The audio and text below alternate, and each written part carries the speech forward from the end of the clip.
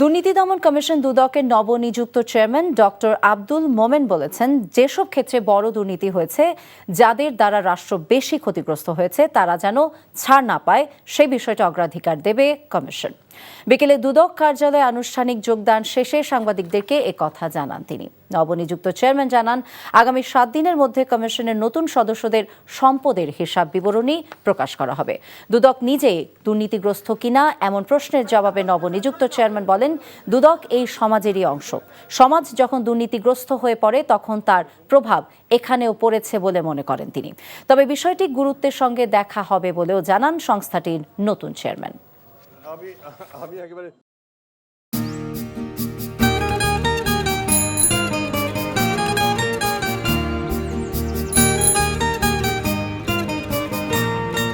শুনেন, পুরুষ মানুষ তো এভাবে ভয় পেলে চলে না, মুখে সাহস রাখতে হয়।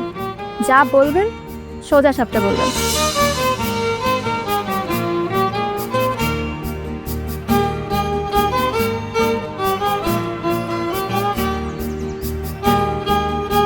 তো এই শীতে যে শীতের কাপড় ছাড়া আসছো, এটা কি ঠিক আছে?